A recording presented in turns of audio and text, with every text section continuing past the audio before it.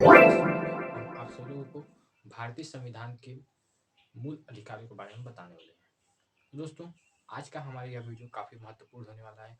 यदि आप किसी भी गवर्नमेंट एग्जाम की तैयारी कर रहे हैं तो यह वीडियो आपके लिए काफ़ी महत्वपूर्ण है, और यदि आप तैयारी नहीं भी कर रहे हैं तो फिर भी जानकारी के लिए आपको महत्वपूर्ण है, क्योंकि आपको मालूम होना चाहिए कि आपके आपके कौन कौन से मूल अधिकार हैं। तो दोस्तों, पहले हम बात कर लेते हैं मूल अधिकार क्या होता है। मूल अधिकार दोस्तों वे अधिकार होते हैं जो किसी भी देश के नागरिक को दी जाने वाली वे अधिकार होती हैं जिसमें राज्य द्वारा या देश द्वारा हस्तक्षेप नहीं किया जा सकता। यह अनिवार्य रूप से वे अधिकार होते हैं जो किसी भी व्यक्ति के जन्म से लेकर के मृत्यु तक बनी रहती है। तो दोस्तों, तो चलिए हम वीडियो स्टार्ट करते हैं कि कौन कौन से अधिकार है। पहले हम बात कर लेते हैं दोस्तों, हम भारतीय संविधान के कुछ बेसिक बातों के बारे में कि भारतीय संविधान क्या है। तो दोस्तों, भारतीय संविधान में कुल 395 अनुच्छेद, मतलब जब भारतीय संविधान बना था, भारतीय संविधान जब बना था तो इसमें कुल 395 अनुच्छेद और 8 अनुसूचियां थी। जब भारतीय संविधान बना था तो इसमें कितने थे? 395 अनुच्छेद और 8 अनुसूचियां थी, और इसके भारतीय संविधान के 22 भाग थे। लेकिन कुछ समय पश्चात संशोधनों के फलस्वरूप 448 अनुच्छेद कितने हो गए? 448 अनुच्छेद और 12 अनुसूचियां हो गई, तथा भाग जो है वो 22 ही रहे। अब भारतीय संविधान के जनक की बात करें। भारतीय संविधान के जनक doctor B are Ambedkar ji हैं। भारतीय संविधान के जनक doctor B are Ambedkar ji. यह काफी परीक्षाओं में पूछे जा चुके हैं कि भारतीय संविधान के जनक कौन है। तो ऑप्शन में आपके कई सारे रहते हैं, लेकिन उसमें क्या करेक्ट होगा? डॉक्टर भीमराव अम्बेडकर। भारतीय संविधान दोस्तों यह 2 वर्ष 11 माह 18 दिन में पूर्ण बना। भारतीय संविधान जो था दोस्तों यह 2 वर्ष 11 माह और 18 दिन में बना था। और लागू कब हुआ था दोस्तों? भारतीय संविधान आपका 26 जनवरी 1950 को लागू हुआ था, जिस दिन हम लोग गणतंत्र दिवस के रूप में मनाते हैं। अब हम बात कर लेते हैं दोस्तों, भारतीय संविधान के मूल अधिकार क्या है। भारतीय संविधान के मूल अधिकारों के बारे में भी पहले जान लेते हैं।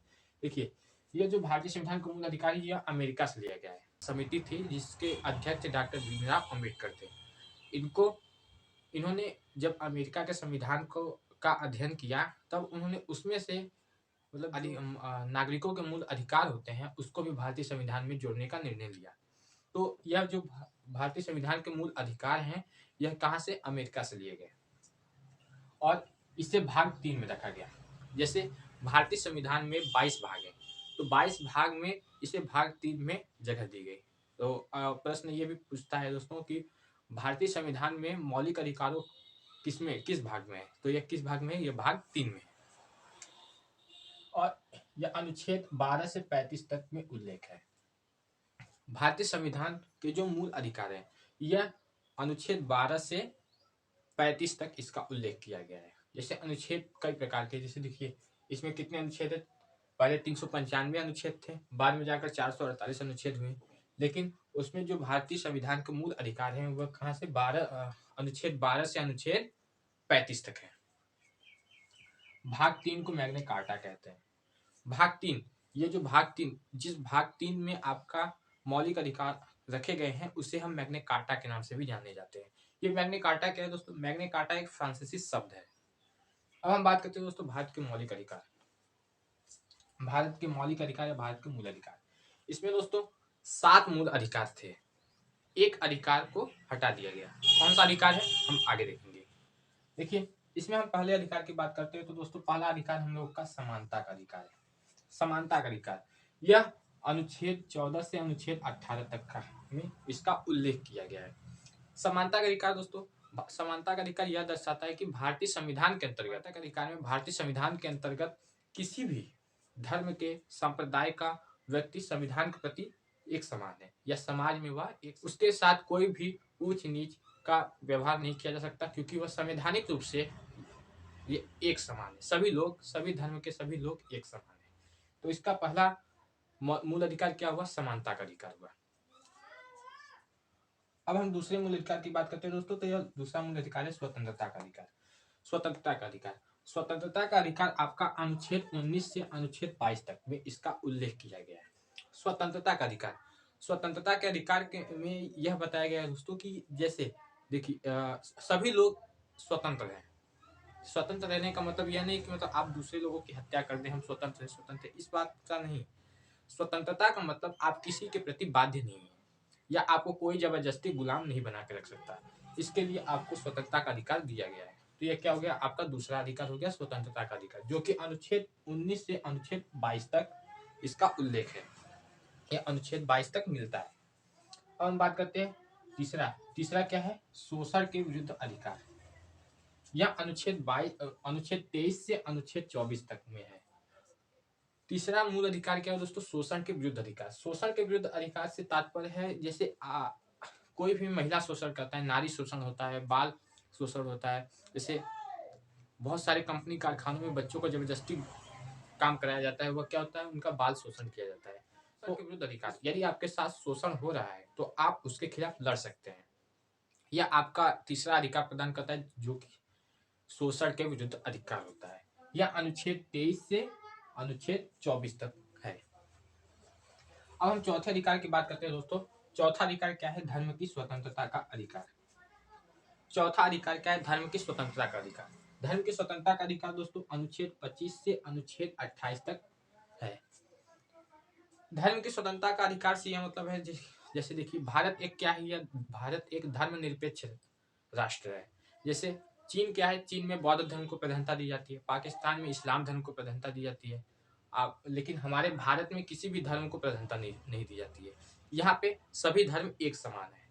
तो सभी धर्म एक समान है, तो सभी धर्म के लोग भी एक समान है, जो कि पहले में आपका समानता का अधिकार में बताया गया है। इसमें किसी भी व्यक्ति को अपने मनचाहे धर्म को धारण करने, मनचाहा धर्म अपनाने का अधिकार होता है। यह क्या हो जाएगा, आपका धर्म की स्वतंत्रता का अधिकार। कोई भी आपको जबरदस्ती किसी धर्म में मिला नहीं सकता है। यह क्या हो जाएगा, आपकी धर्म की स्वतंत्रता। अब हम बात करते हैं पांचवें अधिकार की। पांचवा मूल अधिकार आपका क्या है, संस्कृति और शिक्षा का अधिकार। यह पांचवा मूल अधिकार क्या है, आपका संस्कृति और शिक्षा का अधिकार है दोस्तों, जो कि अनुच्छेद 29 से अनुच्छेद 30 तक है। पांचवा मूल अधिकार आपका संस्कृति और शिक्षा का अधिकार है, जो अनुच्छेद 29 से अनुच्छेद 30 तक अधिकार में है। अनुच्छेद 30 से अनुच्छेद 30 तक है। इसमें दोस्तों संस्कृति और शिक्षा से यह तात्पर्य मिलता है कि जैसे किसी भी धर्म की जो संस्कृति होती है, मुस्लिम धर्म में, इस्लाम धर्म में आपका नमाज पढ़ने का एक संस्कृति है, और मतलब कई सारे त्योहार मनाने की संस्कृति है, उसको अपना सकते हैं। उसको खिलाफ मतलब आप किसी भी धर्म को पालन करते हो और आप उस धर्म की संस्कृति अगर अपना रहे हैं, फॉलो कर रहे हैं, तो उसमें आपको कोई भी बाध्य नहीं करेगा, आपको कोई नहीं रोकेगा। और शिक्षा का अधिकार, आपको शिक्षा से वंचित कोई नहीं रखेगा, क्योंकि शिक्षा पाना एक मौलिक अधिकार के अंतर्गत आता है। तो सभी लोगों को शिक्षित होना अनिवार्य है।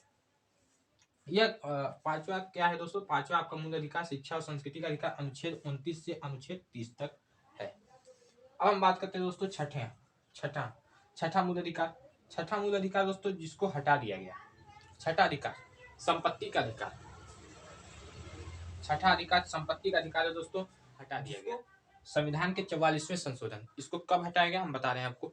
1978 ईस्वी में संविधान का 44वां संशोधन किया गया, जिसमें आपके इन मूल अधिकारों के छठवां अधिकार जो है, जो कि संपत्ति का अधिकार। संपत्ति में मतलब जैसे आपके पिता की जो संपत्ति होती है उसमें पुत्र का हिस्सा होता है। मतलब अगर पिता की संपत्ति होगी तो उसके पुत्र का हिस्सा होगा, उसके बेटी का हिस्सा होगा।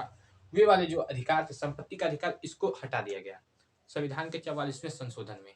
इसे यहाँ से हटा करके अनुच्छेद 300A में जोड़ दिया गया। तो हम लोग का छठा संविधान, जो कि दोस्तों अब नहीं है, तो हम इसे नहीं लिखे हैं कि छठा ये नहीं था, सातवां आपका छठा बन गया। संपत्ति का अधिकार आपका दोस्तों था अनुच्छेद 31 में था, जो कि इसे हटा दिया गया। अब छठा की हम बात करते हैं दोस्तों, संवैधानिक उपचारों का अधिकार। संवैधानिक उपचारों का अधिकार यह जो है दोस्तों, यह अनुच्छेद 32 में है। संवैधानिक उपचारों का अधिकार अनुच्छेद 32 में है। संवैधानिक उपचारों का मतलब दोस्तों यह अधिकार यह दिखाता है जैसे कि यह भारतीय संविधान के जो मूल अधिकार हैं, यदि आपको इससे कोई वंचित कर रहा है, कोई इससे दूर भेज रहा है, मतलब आपके पास ये सभी मूल अधिकार नहीं है, तो आप सातवां मूल अधिकार था, जो कि अब छठा मूल अधिकार हो गया है, इसके तहत आप कोर्ट में जा करके जो भी आपको इन सारे अधिकारों से वंचित करा है उसके खिलाफ कार्रवाई करा सकते हैं। कोर्ट न्यायालय आपको ये सभी मूल अधिकार दिलाएगा, क्योंकि संविधान के दृष्टिकोण से भारत के सभी नागरिक एक समान हैं। उन सभी नागरिकों को ये भारत के मूल अधिकार प्राप्त हैं।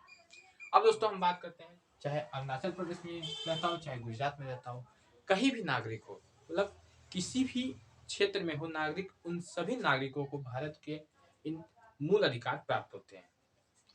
बहुत सारी परीक्षाओं में दोस्तों प्रश्न पूछे जाते हैं कि क्या भारत के ये जो मूल अधिकार हैं, क्या यह इनमें कभी परिवर्तन हो सकता है? क्या भारत के ये जो मूल अधिकार हैं, यह क्या नहीं? इसका उत्तर रहेगा नहीं। भारत के जो ये 7 मूल अधिकार हैं, जो कि बाद में 6 मूल अधिकार हो गए, ये क्या है, स्थायी नहीं है। क्यों? क्योंकि संविधान के 368 एक अनुच्छेद है, अनुच्छेद 368 के तहत आवश्यकता पड़ने पर इन सारे अधिकारों में संशोधन किया जा सकता है। संशोधन करने के फलस्वरूप इसमें इन अधिकारों को घटा या बढ़ा दिया जा सकता है। जैसे कि आपके संविधान के 44वें संशोधन में आपके छठे जो कि हट गया, संपत्ति का अधिकार को हटा करके आपका जो 7वां मूल अधिकार था, संवैधानिक उपचारों का अधिकार, इसे छठा मूल अधिकार बनाया गया। तो दोस्तों यह थे हमारे संविधान के मूल अधिकारों के बारे में कुछ बेसिक जानकारी। यदि आपको हमारी यह वीडियो अच्छा लगा हो तो वीडियो को लाइक करिएगा, और चैनल पर पहली बार आए तो चैनल को सब्सक्राइब। तब तक के लिए जय हिंद।